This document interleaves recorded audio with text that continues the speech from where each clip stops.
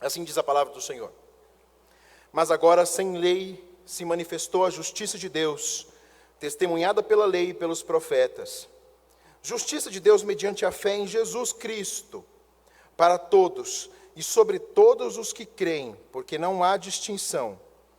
Pois todos pecaram e carecem da glória de Deus, sendo justificados gratuitamente por sua graça, mediante a redenção que há em Cristo Jesus, a quem Deus propôs no seu sangue, como propiciação, mediante a fé, para manifestar a sua justiça, por ter Deus, na sua tolerância, deixado impunes os pecados anteriormente cometidos, tendo em vista a manifestação da sua justiça no tempo presente, para Ele mesmo ser justo e o justificador daquele que tem fé em Jesus. Oremos. Pai Celeste, rogamos agora que o Senhor, através da Tua palavra e através da ação do Teu Santo Espírito, mova os nossos corações para deixarmos simplesmente de ser ouvintes, mas praticantes dessa palavra. Aumente a nossa fé no dia de hoje. Aumente a nossa dependência do Senhor, unicamente e exclusivamente para a glória do Teu nome. É isso que nós pedimos e descansamos na Tua poderosa mão. Esteja comigo também, para que as palavras proferidas, ó Deus, sejam palavras coesas, que cheguem ao coração também dos irmãos, e que eu possa explicar essa palavra que o Senhor falou ao meu coração em primeiro lugar. No nome do Senhor Jesus, que eu te peço, e muito já lhe agradeço. Amém. Meus queridos, eu quero confessar uma coisa para vocês, que é muito difícil depois que um pastor, pelo menos, já nesses últimos 2 anos, com uma pregações mais constantes, sempre depois que a gente prega, a gente passa por um abismo, no sentido de refletir a respeito do sermão e aplicá-lo durante toda a semana na nossa vida. O último sermão que eu preguei foi sobre tristeza pelo pecado. A tristeza verdadeira pelo pecado que leva ao arrependimento. Eu fiquei com uma perguntinha no meu coração. Por que eu, muitas vezes, não me entristeço pelo pecado? Não tenho tristeza no meu coração pelo pecado que eu cometo contra Deus. Estudando essa semana, preparando esse sermão, há duas vertentes que nós podemos, duas posições que nós vemos na própria palavra, que muitas vezes impedem da nossa tristeza vir à tona, nos levar ao arrependimento. É claro que soberanamente é só o Senhor que produz isso no nosso coração, mas muitas vezes é provocado porque nós não reconhecemos e não conhecemos quão profundo é o nosso pecado e a quem ele afeta, que é Deus.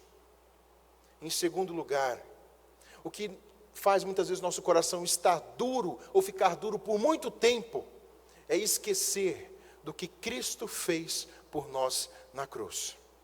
Entender a sua justiça, a justiça divina que conquistou a todos nós. Portanto, meus queridos, hoje nós lemos uma passagem que fala a respeito dessa justiça de Deus. E é deveras uma passagem difícil. Lutero disse que essa passagem é o centro da carta de Romanos. E também é o centro da Bíblia. Se pudéssemos achar o ponto central da Bíblia, aqui está nesses versículos. E é um texto muito difícil de ser estudado. E eu peço a compreensão dos irmãos, porque são detalhes atrás de detalhes. E nós temos que destrinchar todo esse texto para entendê-lo, mas é tal como um carvão, a qual tem um diamante lá dentro, que é tão precioso quando discernimos essa palavra. Portanto, preste atenção nesse sermão. Peça a Deus que fale ao teu coração. Meus queridos, tem um grande bloco antes dessa passagem. E esse grande bloco, ele começa no capítulo 1, do versículo 18, e vai até o capítulo 3, versículo 20. É um bloco de ensino quando Paulo escreve essa carta aos Romanos. E o tema abordado nesse bloco, se eu resumir, seria: todos estão condenados.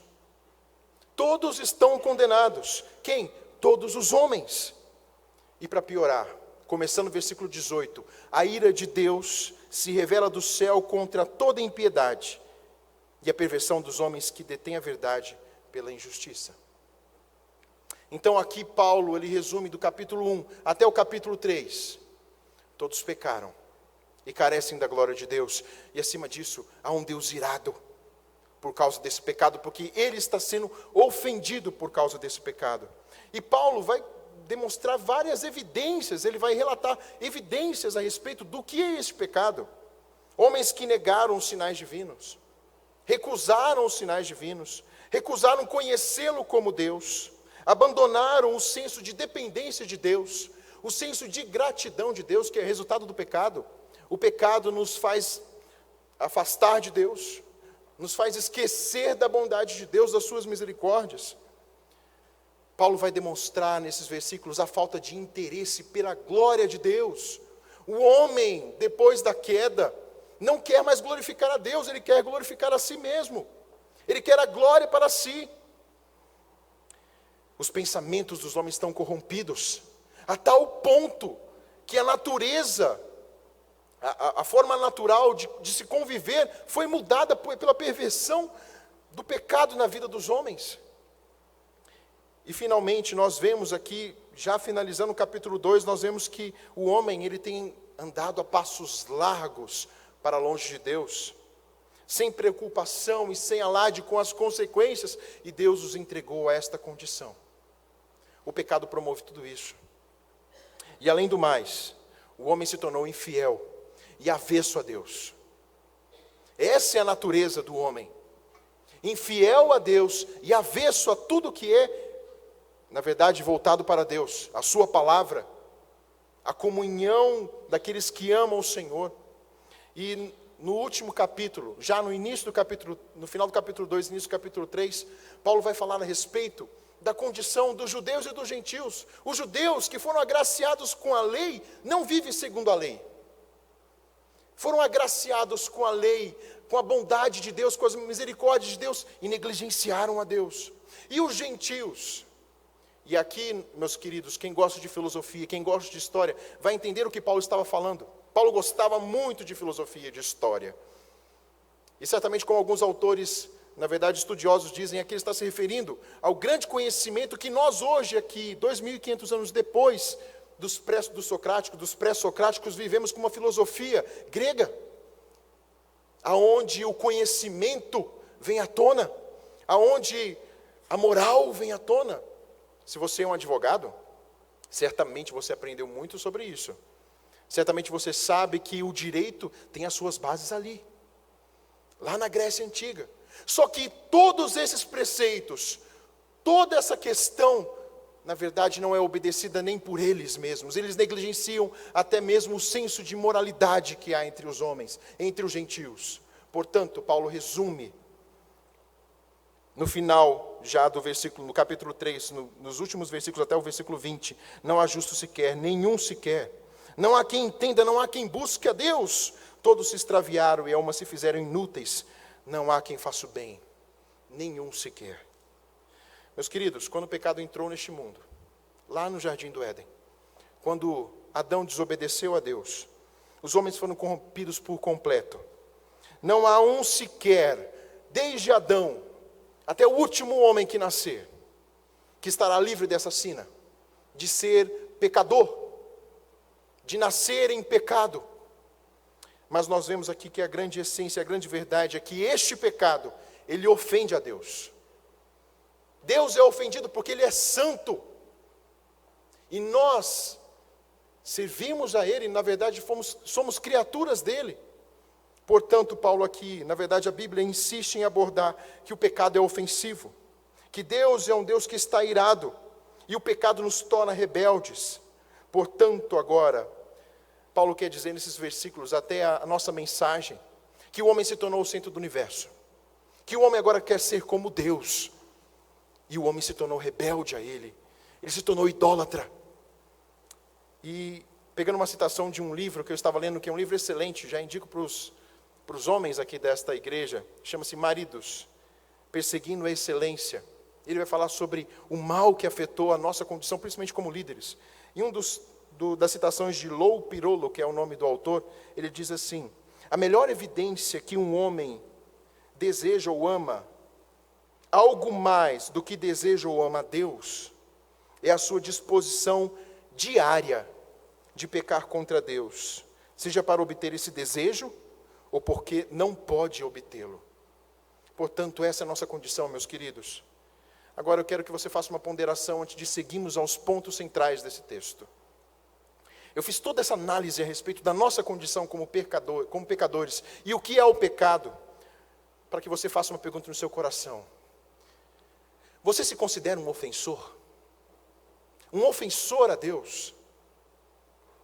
Você se considera um pecador que tem ofendido a Deus e o seu pecado ofende grandemente a Deus? Porque se você não compreender, ou se no seu coração até hoje, e eu estou falando aqui para crente sim, mas talvez entre nós, como eu durante 24 anos sentado ouvindo sermão após sermão, desde os meus pequenos anos de idade, não tinha essa convicção no meu coração. E eu falo aqui para pessoas não sabendo como está o seu coração. Você tem convicção do que o pecado é diante de Deus? Que você é um ofensor? Porque se você não tiver essa convicção, meu querido, o restante do sermão não vai ser aplicado à sua vida. Não vai ser aplicado à sua vida. Mas eu creio e eu gostaria de clamar ao Senhor, que todos que aqui estão tenham essa convicção no seu coração. Eu sou um ofensor, portanto eu preciso de restauração. Portanto eu preciso de um caminho. Esse sermão vai falar ao teu coração. Porque é assim uma solução a qual Paulo, depois de dar esse grande ênfase a respeito do pecado, vai falar o que Deus fez por nós. Vai falar a respeito da sua justiça. Sim, meus queridos, nós somos ofensores, mas o Senhor já fez algo na sua vida se você é um crente no Senhor Jesus Cristo. E um dia já confessou, mas talvez o pecado muitas vezes veio à tona e lhe cegou o entendimento ou endureceu o seu coração, que você já se esqueceu dessa verdade. Ou então Deus vai começar a fazer uma obra no seu coração hoje. No seu coração a ponto de você declarar que precisa dele hoje. Portanto, meu querido, para você que reconhece ele como sendo um ofensor, eis uma solução. Há como ser justos diante de Deus. E Paulo agora vai apresentar a nós, esta geração, 2000 anos depois desses escritos, o que é a justiça de Deus e como ela alcançou a cada um de nós. Como essas verdades norteiam e mudam o nosso coração. Um coração ofensor, um coração idólatra, mas um coração que já foi resgatado pelo Senhor. E eu quero, meu irmão e minha irmã, que você se aprofunde nessas verdades e que elas sejam o norte da sua vida. Tal como Lutero disse, aqui é o centro da Bíblia, que esses versículos possam nortear a partir de hoje a sua vida. Para a glória dele. Simplesmente para a glória dele. Portanto, Paulo começa com o seu primeiro argumento, agora a respeito da justiça divina, a justiça de Deus, ou a justificação. Em primeiro lugar, a justiça divina está centrada na sua palavra.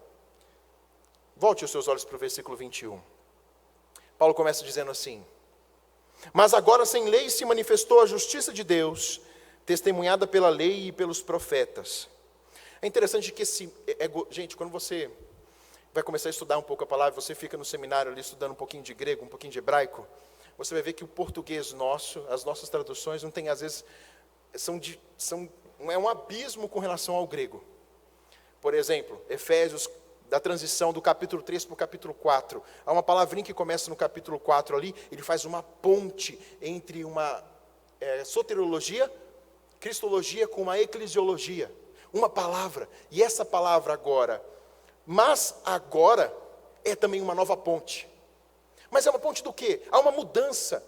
E esse mas agora, é como se Paulo agora, ele invertesse todas as coisas e vai mostrar algo novo. Ele vai introduzir algo aqui, um novo argumento.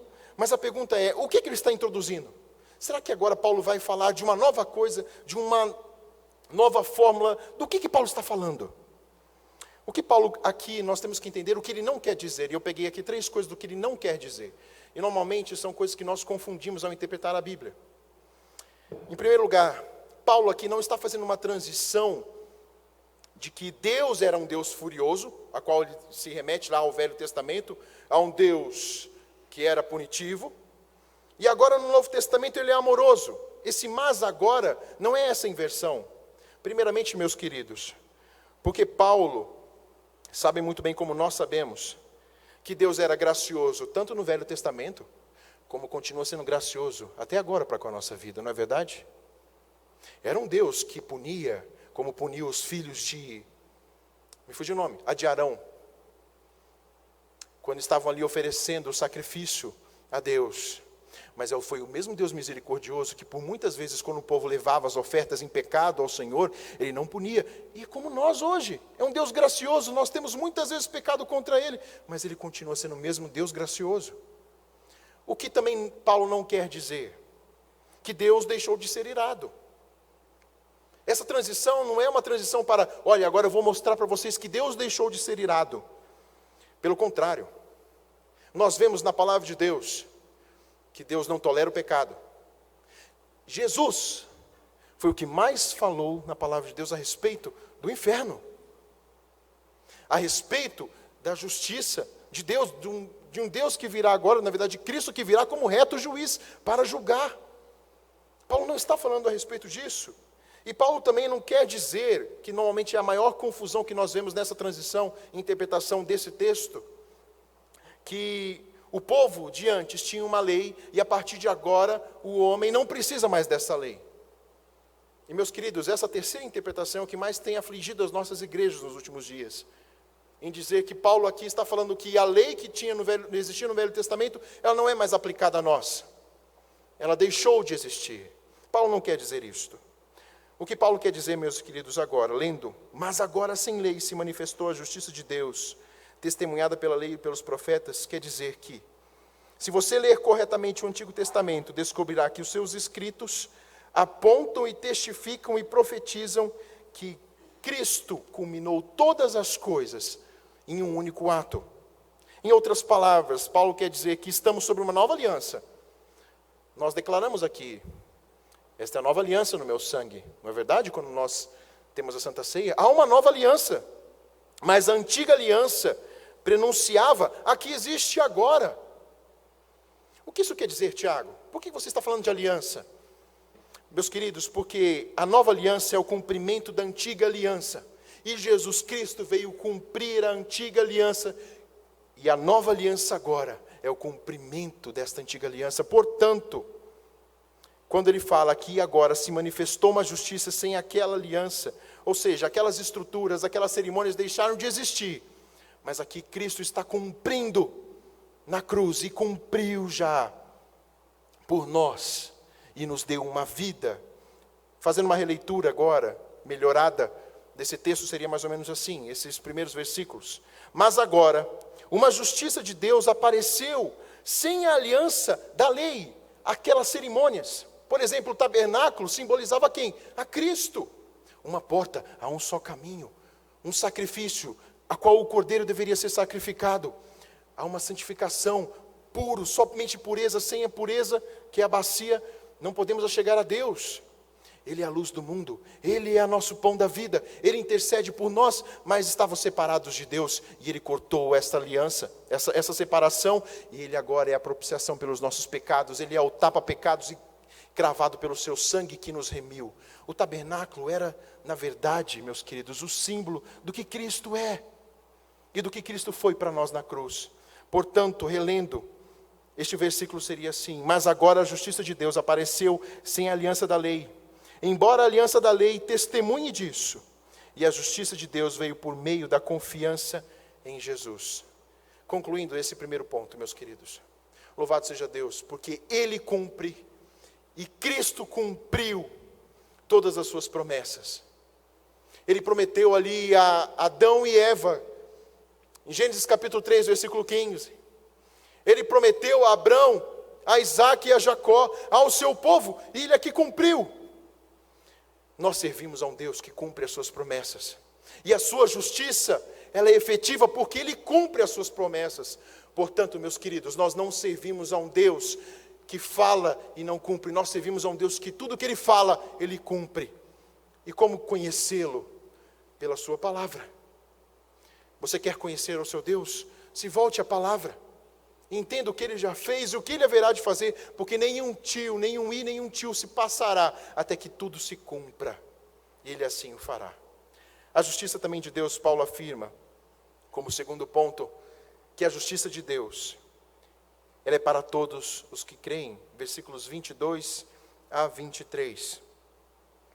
Justiça de Deus mediante a fé em Jesus Cristo, para todos e sobre todos os que creem, porque não há distinção, pois todos pecaram e carecem da glória de Deus. Olha que diferença que vai fazer quando eu ler no grego. Não vou ler aqui em grego para vocês. Primeiro porque eu não sei ler muito bem grego. Mas olha a mudança do grego nos primeiros versículos. A justiça de Deus, mediante a confiança em Jesus Cristo, para todos os que confiam. Percebe que existe aqui confiança e confiam? Parece haver uma repetição. No grego há uma repetição, e nítida repetição. Há uma justiça para aqueles que confiam, que têm a confiança, e para aqueles que confiam. Mas por que essa repetição? Por que o grego diz isso? Primeiro nós temos que entender que Paulo está se referindo à fé, não à fé que muitos confundem como sendo a fidelidade de Deus para nos dar fé. Não, ele está falando da nossa fé.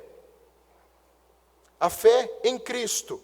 E esta fé nossa em Cristo, ela está conectada aos que creem, aos que confiam.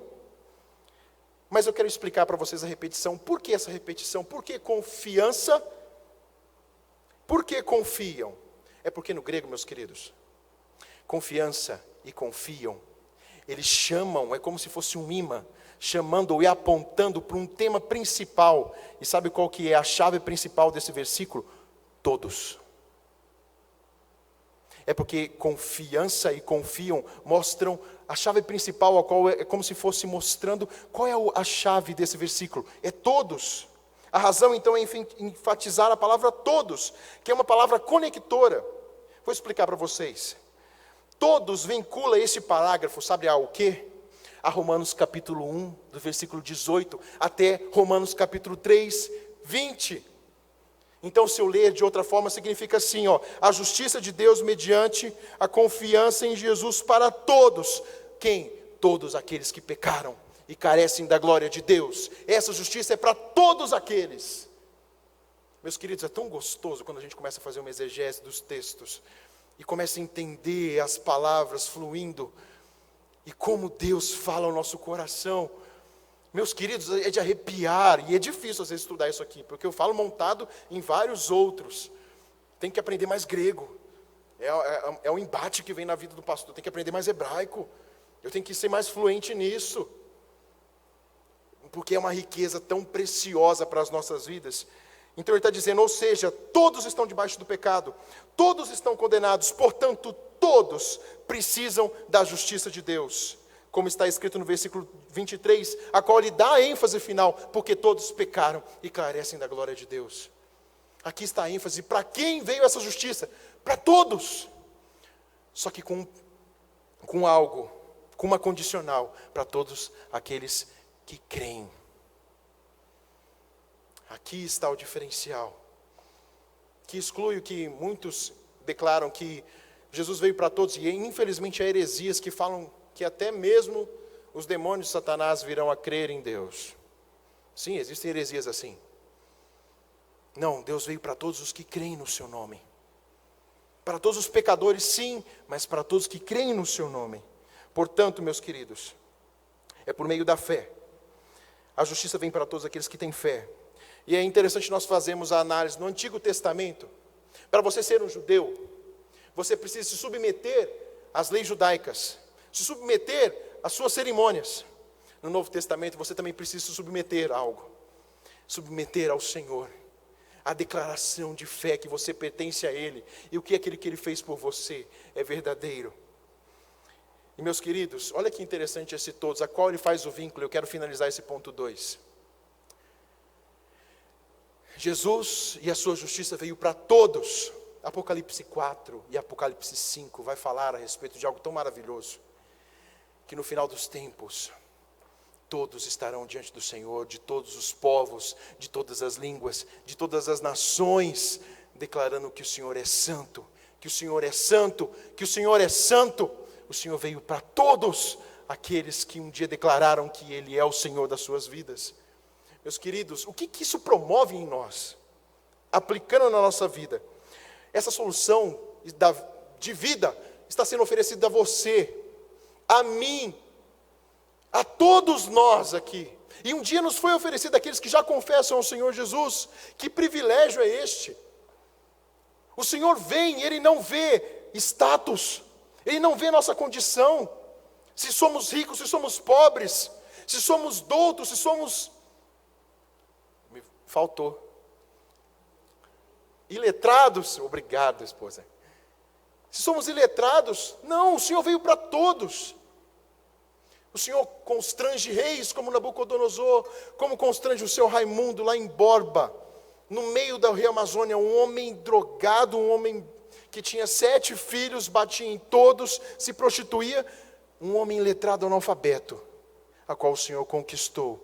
E ele, metade da igreja de Borba, foi ele que evangelizou, simplesmente declarando o que o pastor declarava todos os domingos. Jesus veio para ele, como veio para Nabucodonosor, que um dia declarou que pertencia a ele.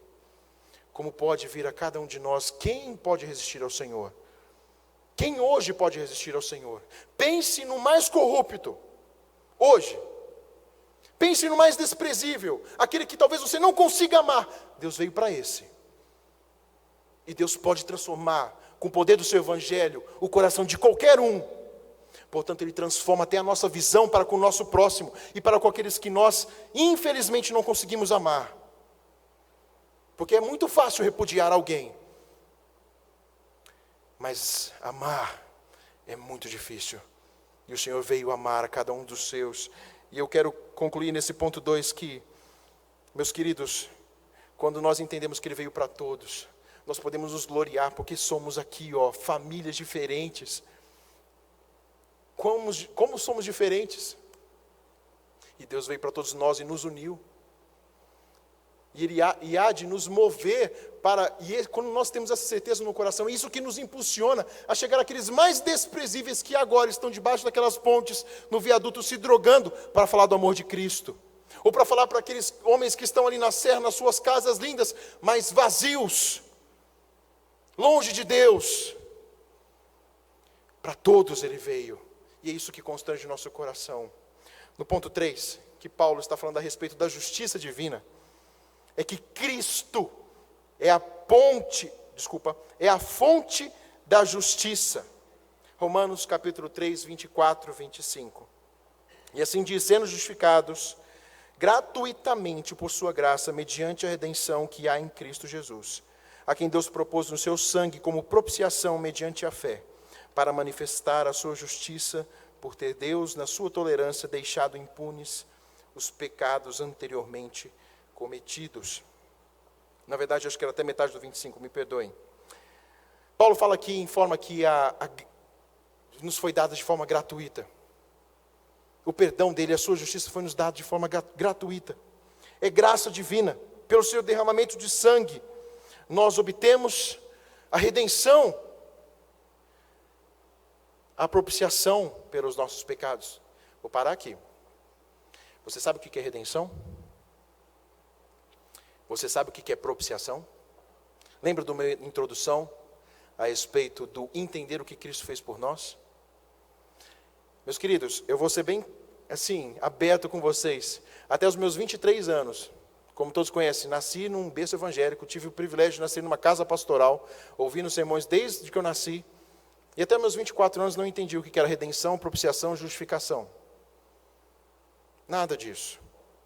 E eu tenho certeza que muitos que às vezes até já professaram, como eu professei aos meus 14 anos de idade, vir aqui à frente, não sabem aquilo que professaram. Independente dos seus erros, do que aconteceu para chegar até essa situação, hoje é o momento para entendermos o que é redenção e propiciação.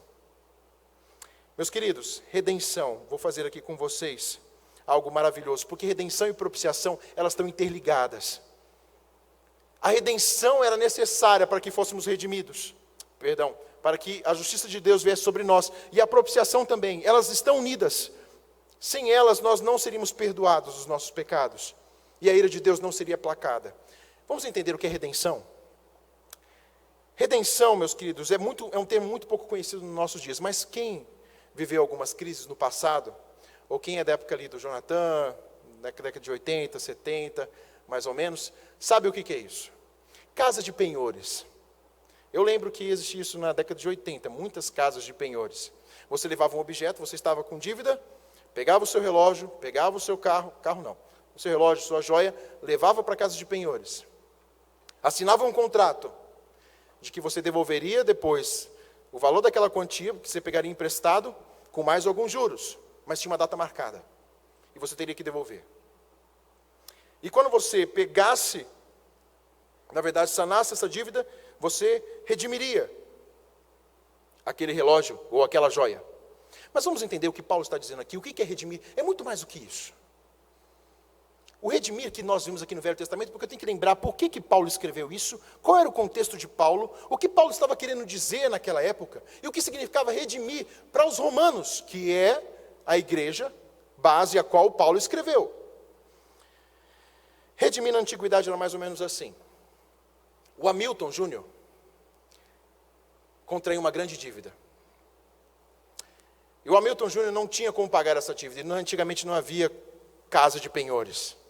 O que o Hamilton Júnior teria que fazer? Vender a sua irmã, o seu pai, a sua mãe e a si próprio. E acabou-se a família.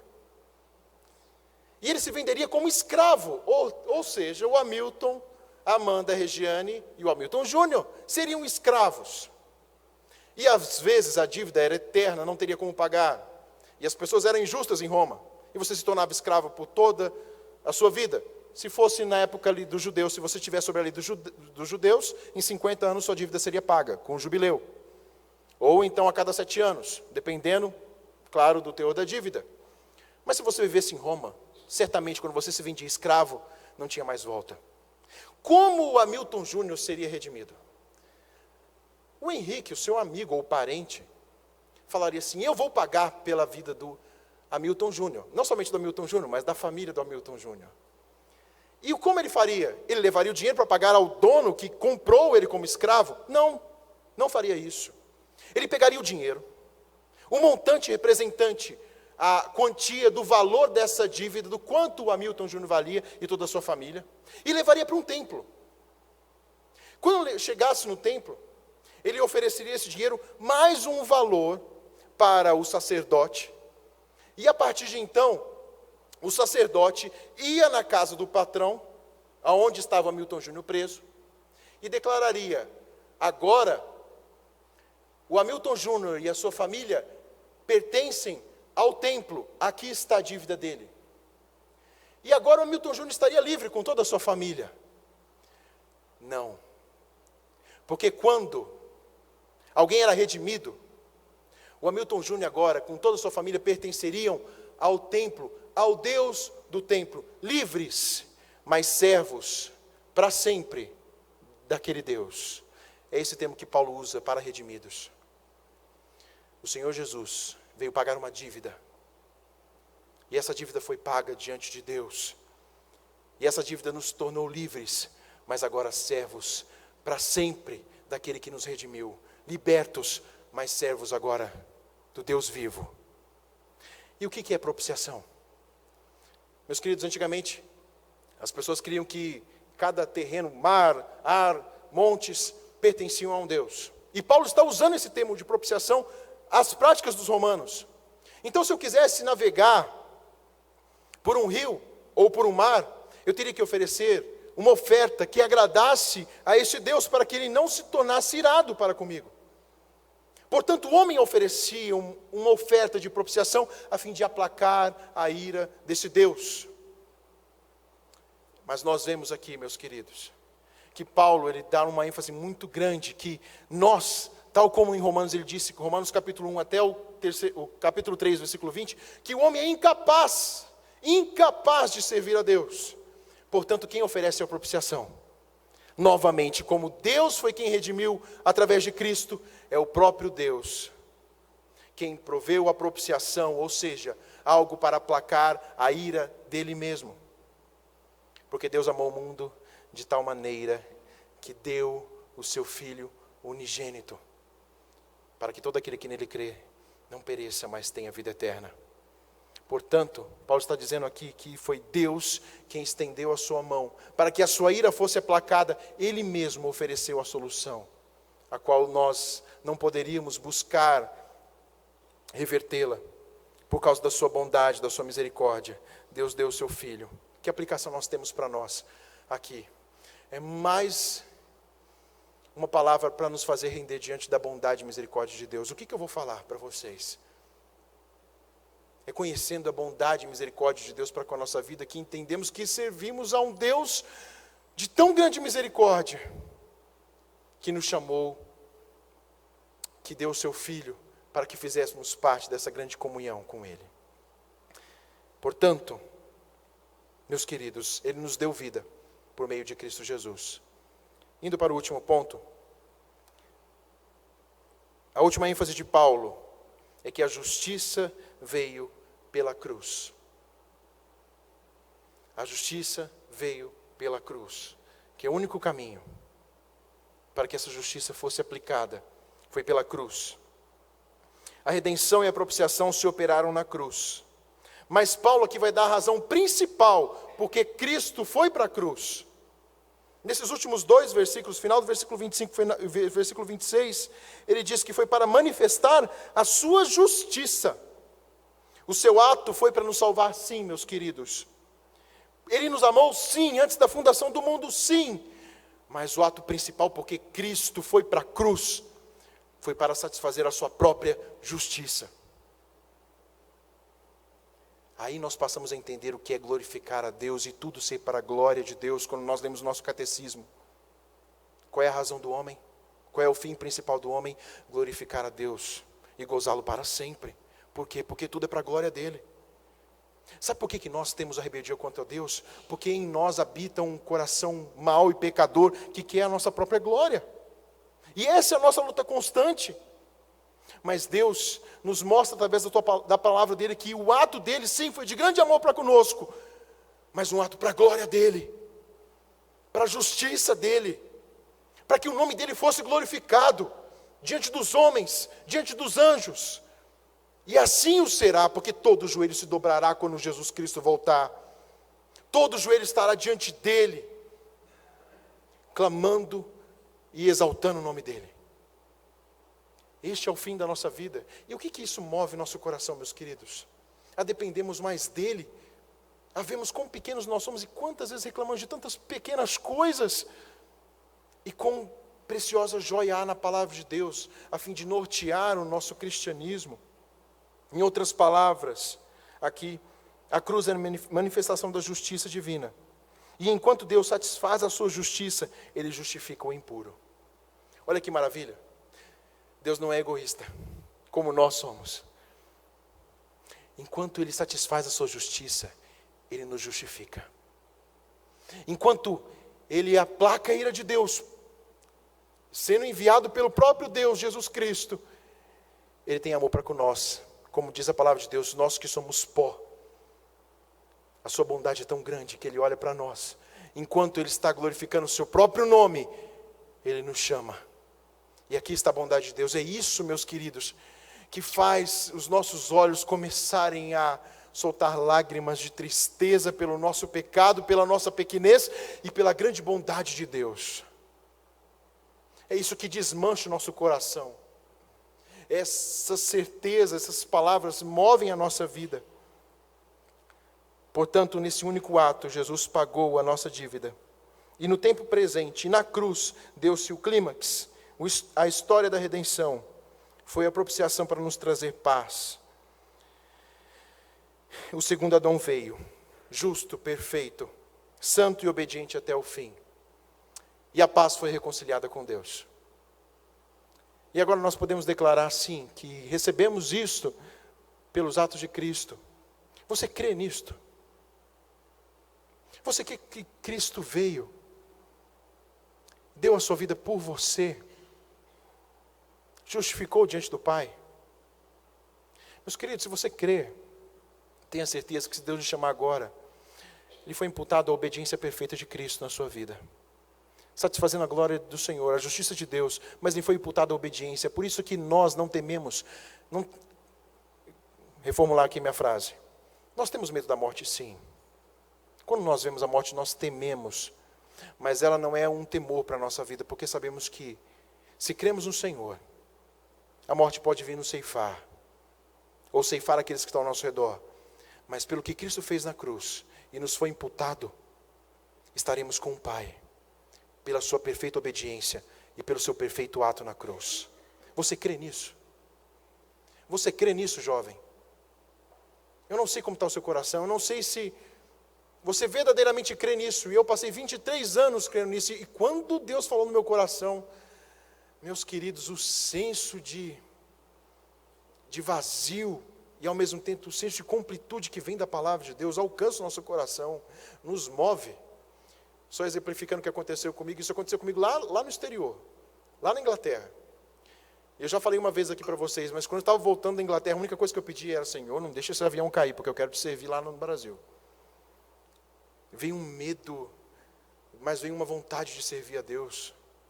Um senso de: Senhor, o que eu estava fazendo até agora? Essa palavra todo dia sendo pregada pelo meu pai, pelos outros pastores que convivi, pelo pastor que aqui estava há 10 anos atrás. Mas louvado seja o Senhor porque ela alcançou meu coração agora. Eu quero lhe servir. Você crê nisso? Essa decisão, meu querido, que você já fez, tem peso de eternidade. E a decisão que você pode fazer agora, diante de Deus, terá peso de eternidade. E o Senhor será glorificado. Se você então já se rendeu a Ele, meu querido. Naquele dia que Jesus Cristo morreu por nós, Ele não somente conquistou para nós vida, mas naquele dia foi selada a nossa vida com o Santo Espírito Santo, com o Santo Espírito de Deus. A água viva transbordando em nós. Naquele dia, o Senhor declarou que a sua presença seria real na nossa vida. Mesmo em meio às crises, Ele estaria conosco. Ele nos chamaria pelo nosso próprio nome, nos fortaleceria. É por meio de Cristo, o que Ele fez na cruz, que eu posso ter a certeza que, mesmo que a morte me ceife um dia, eu estarei com Ele, pelo resto da minha vida. Pelo que Cristo fez, eu posso declarar que, mesmo não vendo, mas um dia Ele voltará, mesmo não tendo visto, como os apóstolos viram homens ressuscitando, eu serei, se Jesus Cristo não voltar agora, o meu corpo será ressuscitado como o seu também, e viveremos eternamente com Deus. Por esse ato maravilhoso, por essa justiça maravilhosa que um dia nos alcançou. Portanto, concluindo o sermão, você serve a um Deus maravilhoso, você serve a um Deus que com a sua justiça perfeita nos alcançou, para a glória do seu nome, e Ele quer usar esta igreja, Ele quer usar cada um de vocês. Você já tem, como nós falamos de manhã, você já é parte deste reino. Todos aqueles primeiros versículos do capítulo 5 de Mateus, das bem-aventuranças, você já recebeu aquilo. Agora seja sal e luz, seja operante na sua vida, porque Cristo fez por você. Louvado seja o nome do Senhor, porque podemos servi-lo pelo que Cristo fez por nós, nos foi imputado, para sermos feitos filhos de Deus, para declarar a sua justiça. E é declarando a sua justiça que os homens são mudados, como estamos encerrando aqui na escola dominical. Nada pode mudar um homem. Este homem pecador que está descrito em Romanos capítulo 1, versículo 18 a 3:20. Nada neste mundo muda o coração do homem, mas o poder do Evangelho muda. E Deus aprove chamar a cada um daqueles que um dia Ele chamou para fazer parte da sua grande família, a testemunhar deste amor, a viver, a declarar este amor, porque é Ele que vai mover.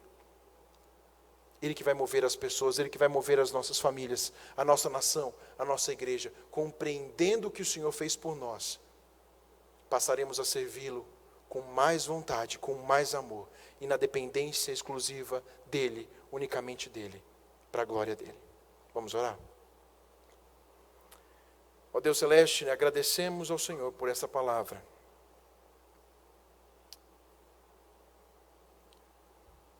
Nos aquietamos, ó Deus, no nosso coração,